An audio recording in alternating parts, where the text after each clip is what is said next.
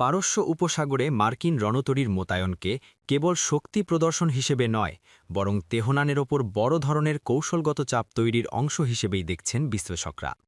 যুক্তরাষ্ট্রের নীতি নির্ধারকদের মতে ইরানের ক্ষেপণাস্ত্র কর্মসূচি ও মধ্যপ্রাচ্যে তার ক্রমবর্ধমান প্রভাব ঠেকানোর জন্য এটাই উপযুক্ত সময়।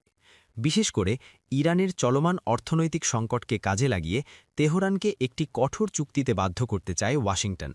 তবে সরাসরি পূর্ণাঙ্গ যুদ্ধের পথে না গিয়ে ইরানের নির্দিষ্ট কিছু সামরিক স্থাপনায় সীমিত হামলার সম্ভাবনাও খতিয়ে দেখছে যুক্তরাষ্ট্র। কিন্তু এ ধরনের পরিকল্পনার পথে বড় বাধা হয়ে দাঁড়িয়েছে ইরানের উন্নত প্রতিরক্ষা ব্যবস্থা। গত এক দশকে দেশটি তাদের ড্রোন ও ক্ষেপণাস্ত্র প্রযুক্তিতে উল্লেখযোগ্য অগ্রগতি করেছে।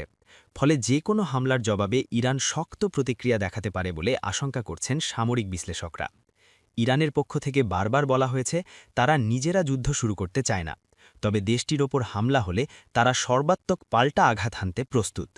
এই পাল্টাপাল্টি হুঁশিয়ারির মধ্যেই দেখা দিয়েছে বৈশ্বিক অর্থনৈতিক ঝুঁকি। বিশ্বের মোট জ্বালানি তেলের প্রায় ১/৫ পরিবাহিত হয় হরমুজ প্রণালী দিয়ে। এই গুরুত্বপূর্ণ নৌপথে কোনো ধরনের সংঘাত দেখা দিলে বৈশ্বিক জ্বালানি বাজারে বড় ধাক্কা লাগতে পারে। বিশেষজ্ঞদের মতে যুদ্ধ শুরু হলে ইরান যদি হরমুজ প্রণালী বন্ধ করে দেয়, তাহলে বিশ্ববাজারে তেলের দাম নিয়ন্ত্রণের বাইরে চলে যেতে পারে। এতে বৈশ্বিক অর্থনীতিতে নতুন করে মন্দার আশঙ্কা দেখা দিতে পারে। এই পরিস্থিতিতে যুক্তরাষ্ট্রও বড় ধরনের সামরিক পদক্ষেপ নেওয়ার ক্ষেত্রে সতর্ক অবস্থান নিচ্ছে।